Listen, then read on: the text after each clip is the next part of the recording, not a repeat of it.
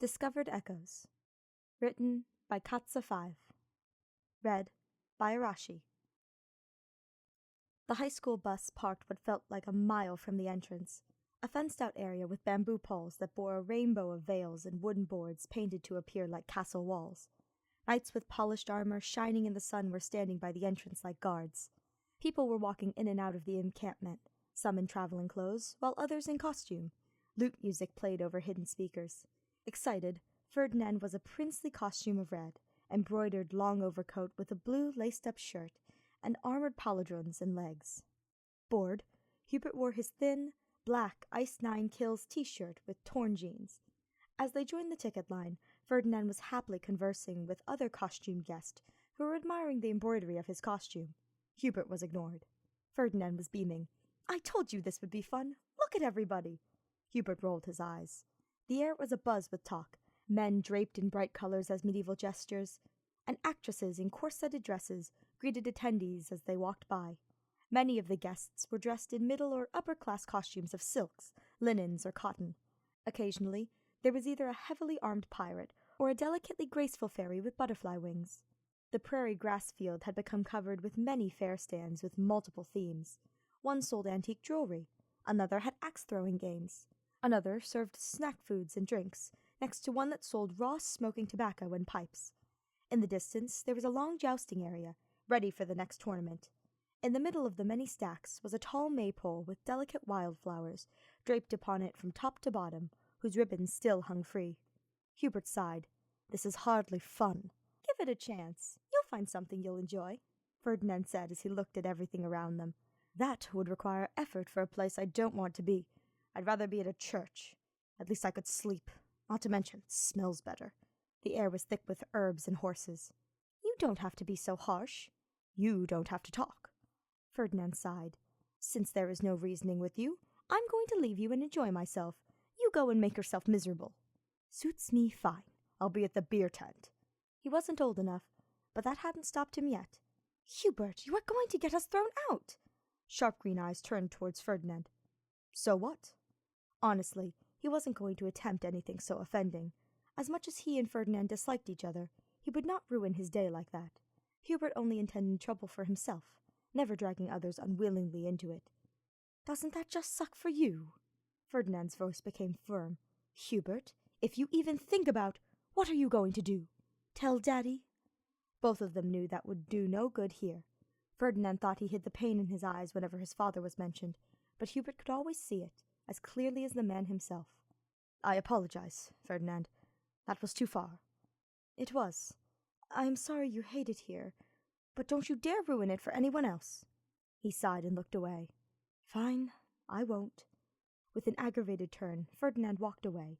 Hubert might have lost sight of him in the crowds, if not for the bright coat and the equally bright bob of hair. He was already laughing with strangers at the weapons stand. Hubert had turned away towards the picnic benches to lose himself in his phone, when a distinct smell caught his nose. Pine. Pine in the middle of the plains. "These Almyran nettles make for a savory tea that is far more complex. You'd like it better than that fruity tea." "Ha ha! We will see about that, Lawrence." Hubert stood still. Since when did Lawrence and Ferdinand drink pine tea? Especially around him? With a shrug, he thought nothing more of it and followed the smell. An overhang of tan fabric over a flimsy wooden structure hung numerous binds of dried flowers and plants. Similar fabric covered the ground, holding many bundles of smelling herbs, such as the pine he smelt and the delicate smell of roses. Numerous baskets hung from the wood frame, full of packaged soaps, oils, and potpourri packages. Hubert's eyes fell on a bouquet of brown-eyed Susans. "These are lovely. Thank you." "They are not for you, Buttercup." Hubert turned to see where Ferdinand was talking, but he was nowhere in sight. Then, the young woman noticed Hubert. "Good afternoon, lad. How may I help you?" She was dressed in an array of colored veils and skirts over a supported corset with gold chain over her hips and bare neck. "A little oleander will finish him off quite painfully." Hubert stood stunned. He never said that. "Sorry, I'm not sure what that rich smell is." The lady stood with a smile, raising her apron with her. "Is this it?" She showed him the royal purple berries with long leaves, and then took a pinch of them and brought them closer for Hubert to see and smell. Hubert smelled them from her palm. "Will these hide the smell, Empress Edelgard?" Yes, actually. It felt true to him in that moment. What is it? Juniper berries and rosemary. For healing diseases, right? Her smile brightened. Exactly, but it's missing one more. It won't matter soon, Hubert. Don't talk that way, Lady Edelgard. We knew it was going to happen one day. Hubert turned away, covering his mouth with his fist. He tried to appear in thought, but he was trying to control the rush of sadness he couldn't explain. Was it frankincense? He had no idea, yet it was like he had always known. Exactly, she giggled. You must have an interest in botany. No, it was a lucky guess. Her smile helped him rein in his emotions. Can you tell me more about them? Ferdinand admired the vast array of steel and decorative blades upon the silk-laden display shelf. He then turned to the salesman, dressed in an authentic silk shirt and black head cover, like he stepped out of a Medici portrait. May I see the dagger here? Of course, he answered cheerfully, turned the key in the lock, and opened a display case. He presented Ferdinand with a steel dagger that had rubies on the hilt. Because I was once told I had to carve my own path. He supposed Edelgard had said that once, but not sure when. Very impressive. Call me unnecessarily pedantic, but they did not have stainless steel 600 years ago. Indeed, they did not. The man smirked as he returned the dagger, returning it to the silk. Let me show you the other half of our store. The other half, as he worded it, was directly behind the blacksmith shop. Ferdinand could feel the heat of the fire as the ash-colored woman held a blade upon the worn and aged anvil. Her strikes sounded like thunder. Ferdinand watched her work, mesmerized by the molten iron and her solid leather-gloved hands. A hammer molding it. I can repair that for you. Ferdinand passed her the rusted sword he'd found and the lance he had broken. Hard fight? No, just ill-prepared. It happens. She smiled through the smoke at him. Next time, come see me first. Ferdinand stared in surprise. That was no dream or memory he ever had. He had never encountered a blacksmith before, let alone one that knew him personally. He had never even battled. As the salesman unlocked a case of iron display weapons, Ferdinand noticed an antique dagger with a green palestone. The antique blade of silver and iron glistened behind the glass of the display case. It bore the sign, Display Only. Ferdinand stared in amazement. How old is that dagger? Experts say it's about 600 years old. No one knows the owner, as the family's crest markers have long worn off. Ferdinand saw the blade from a screaming stranger in armor flying at his face, until she was shoved aside by a snarling Hubert. You will not touch him! The dagger from before was now in Hubert's hand, flying in front of Ferdinand's eyes as Hubert repeatedly stabbed the assailant. When he stood up with blood splayed across his black cloak, this time greatly concerned. Ferdinand's stomach dropped. Thank you for... He stared at the dagger again, suddenly feeling nauseated. Excuse me. Ferdinand rushed out of the tent. He desperately pushed the violent scene out of his mind, but he failed. He couldn't let go of the memory of Hubert saving him. Not that he would ever do that now. He'd probably be the assailant. Nevertheless, as he thought further, he suddenly felt softer for him, like a quirk that he needed time to appreciate. His eyes scoured all over the tents, looking for any distraction. Suddenly, he saw the t-shirt of a man that was both the last and first he wanted to see. Hubert was watching a scene in a roped-off layout of people dressed as the king and queen, castles, knights, and Knight to C4, Hubert called out like it was a sports game. It was a human chessboard. Ferdinand rushed over to stand next to Hubert, who looked over at him in a silent greeting. How is it going? They just started. The boy, dressed in a cotton squire costume, took 2 steps towards the middle. Remember when we played chess all the time as kids? Hubert asked. Yeah. How come we stopped? I thought it was because you hated playing with me. I thought you hated being seen with me. They both paused, watching the knight playfully shove aside a bishop. He raised his arms in victory as he was either cheered or booed. Want to play again when we get back? Ferdinand asked. Yeah, I'd like that. A little girl in a princess dress, a pawn, walked up 1 square towards the man in a tower costume. Ferdinand, you don't look well. It's nothing. I just saw something. Hubert turned to him as another knight moved forward. Like what? You're going to think I'm stupid. I already do. Ferdinand glared at him, and Hubert sighed. That was just teasing. I'll be serious. What did you see? Ferdinand was surprised to see Hubert appear concerned. A war scene. Did it feel real? Very. So did I. The rook playfully patted the girl on the head as he took her square. She left, smiling. What did you see? Strangely, me. As somebody else. Or maybe when I'm older. Yet, out of place. Ferdinand looked at him with wide eyes. So did I. Think this place is haunted? If it were, they'd market it with ghost tours. Hubert shrugged. Could it be... Nah. Past lives? Not at all. Why not? There is no such thing. They're dreams. The Queen took a long walk straight across the board. They are more than dreams. These memories are something you can see and feel. Ferdinand paused, watching another pawn push away the overconfident knight, who fell over to make the crowd laugh. Ferdinand turned to him. If they are, does that mean we were both alive during this time? I have never seen you talk about tea with Lawrence, nor bridle a horse you call Buttercup.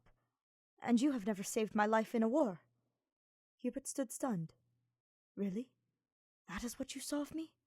Seriously, Ferdinand, is that where you're going to move your queen? Stop talking, I'm trying to concentrate. Don't concentrate any harder. You'll have a stroke. I swear, if you don't shut up, already acting so uncouth.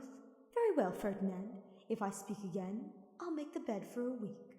Make it a month. That memory. They were clearly not kids. Hubert and Ferdinand stared at each other, startled by their shared experience. The Queen stood by the enemy king with a checkmate, and the crowd applauded.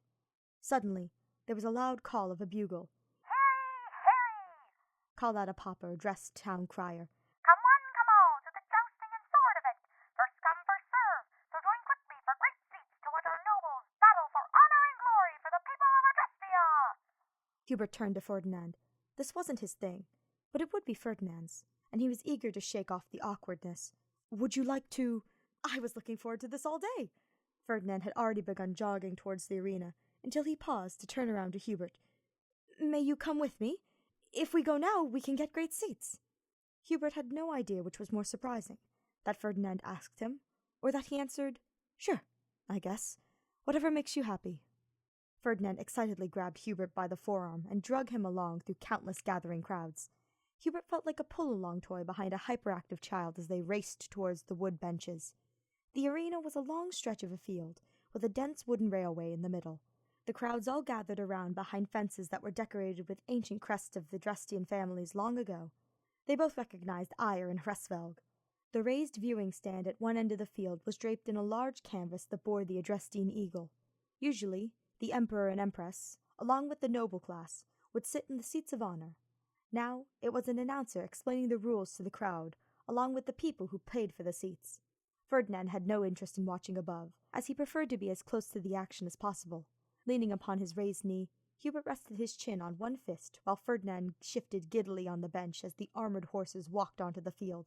Huge percherons, one black and one brown, both carried heavy armor and cotton armor skirts over their legs. Guiding them out were two men in full sets of shiny steel armor each, along with a lance, shield, and a sword.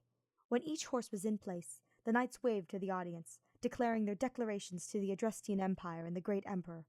However, as Ferdinand watched them mount their steeds, he suddenly remembered. Hubert turned to him, and he looked so different.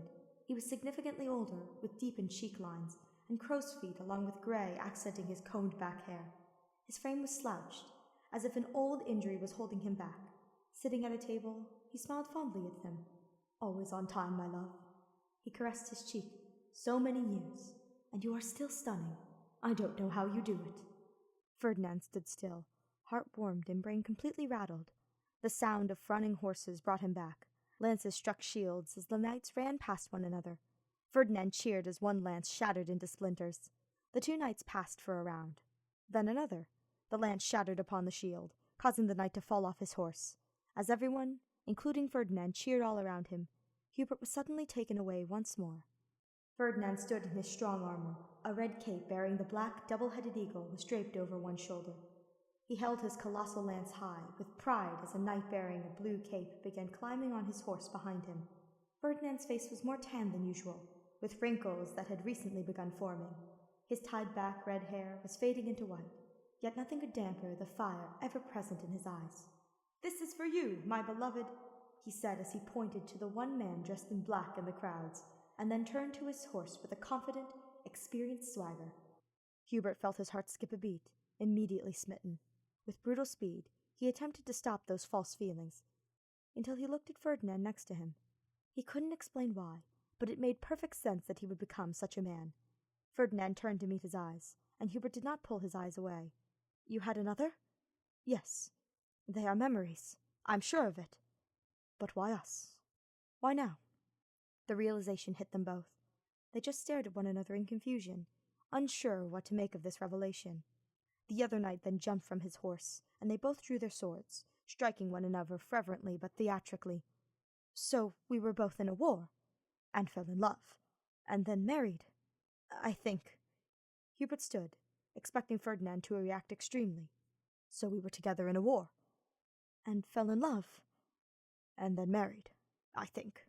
Hubert stood still, expecting Ferdinand to react extremely. Was he going to jump back in revulsion or push him away? But Ferdinand blushed. That sounds sweet, actually. Hubert stared, wide-eyed, unsure of what to make of this. You were always such a romantic. I guess. Ferdinand's eyes began to turn down as his voice sank, and Hubert, with every fibre of his being, refused to cause him sadness. You are right, of course. It is very sweet. I've never seen myself as lovable, so it seems strange that someone, even long ago, it seems... As he trailed off, Ferdinand smiled. You are not unlovable once someone understands you. I suppose that you think you do. I'd like to try. They stood before each other in silence. Hubert started blushing.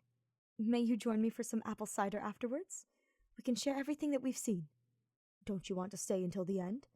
I can watch another match today. Right now, I want to be with you. Hubert was stunned at his words and charmed by his gesture, but expressed that with a shrug and then a grin. As they walked together, flutes began playing a bright melody. They turned to see people gather around the maypole. 2 ribbons were left unclaimed. Ferdinand looked up at him with pleading eyes. As much as Hubert initially disliked all the attention upon him, now all he thought about was how delightful it would be to be with Ferdinand. Looking back, that's how it had always been. Following Ferdinand, each one claimed the last 2 ribbons. Encircling the pole, the people all danced together in weaving steps, going left and right around one another. Ferdinand laughed brightly as he draped his ribbon over Hubert, who grinned as he watched him. As they danced, Hubert watched as their ribbons wove around one another amongst the daisies and buttercups. Even during the centuries, they were bound together, and the thought made him smile. Ferdinand gave him a knowing glance as they danced together, thinking the same.